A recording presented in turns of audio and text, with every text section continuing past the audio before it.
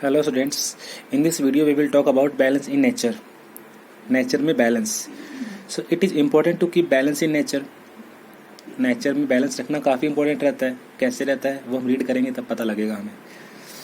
A food chain helps maintain a balance in nature. This balance should not be disturbed because if one of the components of food chain is disturbed, then it affects the entire food chain and in turn the entire environment is affected. Nature में balance रखना काफ़ी ज़रूरी है.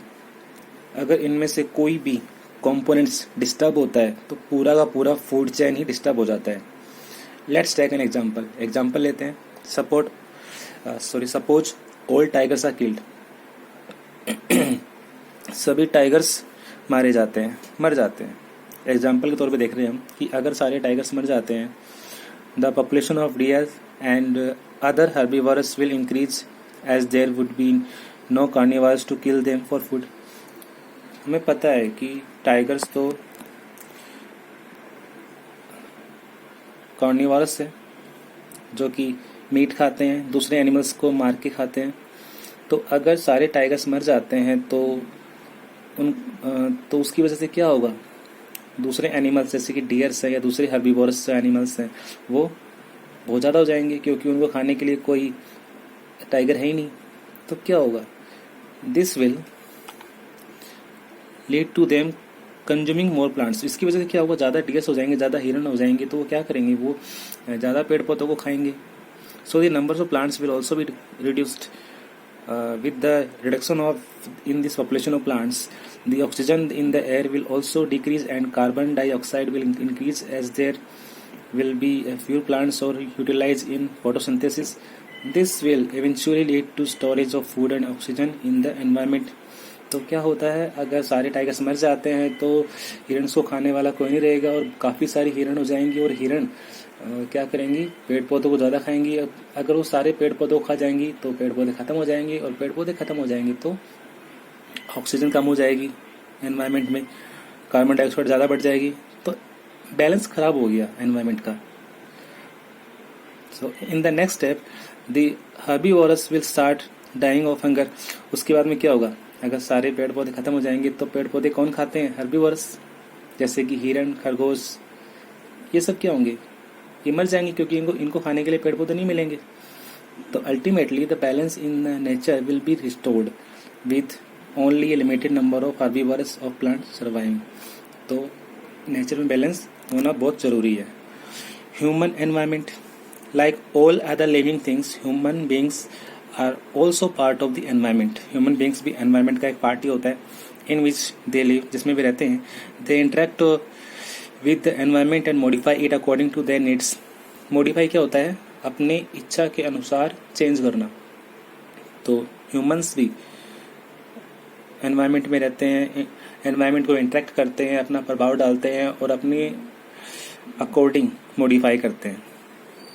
With modern equipments and the latest technological advancement they have succeeded in controlling nature to a large extent. बहुत ही बड़े पैमाने पर, large extent पर उन्होंने नेचर को कंट्रोल किया है. Now evolution of human beings. Evolution यानी उद्भव, विकास. ह्यूमन बींग्स का एवोल्यूशन कैसे हुआ. Early humans being lead a simple life. जो अर्ली ह्यूमंस थे, आदि मानव थे, अर्ली ह्यूमन, वो एक सिंपल लाइफ जीते थे. They easily adapted themselves to their natural surrounding. It was easy for them to fulfill their needs from the natural sources around them. तो early human के पास में जो भी चीज़ें थी, नेचर से प्राप्त होने वाली जो भी चीज़ें थी, उन्हीं से वो अपना जीवन जीते थे, अपनी ज़रूरतें पूरी करते थे. However, with time, their population grew and their needs changed. लेकिन समय के साथ साथ क्या हुआ, उनकी पॉपुलेशन ज़्यादा हुई और उनकी ज़रूरतें बढ़ी. Human beings learned new ways to use and change the environment for their benefit. They learned to grow crops, domesticate animals and lead a settled life. तो उन्होंने फसलों को उगाना शुरू किया, जानवरों को पालना शुरू किया और एक सेटल लाइफ जीना शुरू किया. They settled in the fertile plains of the river valleys to cultivate land, नदियों के जो वैलीज होते हैं वहाँ पे उन्होंने रहना शुरू किया। फायर वॉज डिस्कवर्ड, आग का आविष्कार हुआ। The wheel was invented, wheel पहिए का आविष्कार हुआ। विद सरप्लस फूड प्रोडक्शन, जिसकी वजह से उन्होंने और भी ज़्यादा फूड प्रोडक्शन किया। They learn to exchange the surplus goods with each other, और जो एक्स्ट्रा जो सरप्लस जो खाना होता था वो उन्होंने एक्सचेंज करना शुरू किया। This gave rise to the barter system, इसकी वजह से बार्टर सिस्टम हुआ। बार्टर सिस्टम क्या होता है कि किसी चीज़ के बदले चीज़ खरीदना। अगर हमने किसी से कोई चीज़ खरीदी तो बदले में हम उसको कोई दूसरी चीज़ दे देंगे, ये होता है बार्टर सिस्टम। इस तरह से उनमें कॉमर्स का डेवलपमेंट हुआ, व्यापार वाणिज्य बढ़ा। The Industrial Revolution in Europe enabled large-scale production of goods. Transportation became faster with new means of transport, and communication became easier with improved means of communication. नए ट्रांसपोर्ट के मीन्स का development हुआ, communication के means का development हुआ। Soon the world became a small place, and people found it easier to travel and connect with each other. तो जल्दी ही पूरा वर्ल्ड एक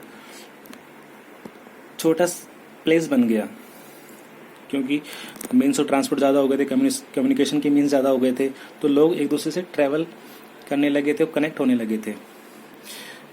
now human environment interaction, as we know human beings interact with the environment and modify it as per their needs. However, despite all these developments, the environment still provides us human beings with our material needs. The primary activities like farming, fishing, forestry, and mining provide us with food and raw material required for secondary activities. Even the most advanced societies cannot survive and progress without interaction with their environment. तो इसमें कुछ interaction दिए गए हैं कि human का environment के साथ में क्या इंट्रैक्शन रहा, क्या प्रभाव रहा। सो इसके बाद में हम लास्ट में रीड करेंगे एनवायरनमेंट पॉल्यूशन। हमें पता है कि एनवायरनमेंट में पॉल्यूशन भी होता है, किस वजह से होता है, let's read. The activities of human beings present a great danger to the environment. Humans का जो एक्टिविटीज है, जो गतिविधियाँ करते हैं ह्यूमन्स, उनकी वजह से एनवायरनमेंट में काफ़ी डेंजर हो गया है, काफ़ी नुकसान पहुंचता है एनवायरनमेंट को। Since the beginning of civilization people have not only use the nature for their existence but also exploited it a great extent for fulfilling their needs. शुरुआत में अर्ली मैन ने जो नेचुरल रिसोर्सेज थे उनका judicial यानी बहुत ही समझदारी पूर्वक इस्तेमाल किया, लेकिन बाद में उसने अपनी ज़रूरतों के हिसाब से उसको नुकसान पहुंचाना शुरू कर दिया। एक्सप्लॉयट करना यानी उसका शोषण किया, गलत तरीके से इस्तेमाल किया। In this way they have disturb the natural balance of nature. तो नेचुरल बैलेंस को डिस्टर्ब करने में ह्यूमंस का भी हाथ है। When the disturbance made by humans activities were less, nature could easily repair and maintain the balance, but when the rate of exploitation grew, nature could not repair it. This has created problems not only for our environment but for humans being as well. So overpopulation, urbanization, industrialization and technological advancement due to unplanned and unwise use of technology are some of the reasons which lead to environment population. तो ये कुछ reasons बताए गए हैं जिनकी वजह से environment में पॉल्यूशन हुआ है। It is time we understood that a perfect balance is needed between nature and human environment. We must learn to use our environment in a judicious way and ensure that the balance in nature is maintained. तो हमें बहुत ही सावधानी पूर्वक in natural resources का, environment का इस्तेमाल करना चाहिए ताकि इसमें बैलेंस बिगड़े ना। तो अभी हमने चैप्टर कंप्लीट कर दिया है and the questions answer of this chapter will be solved in the next video. अगले वीडियो में हम इनके क्वेश्चन आंसर फाइंड करेंगे। Okay, have a nice day.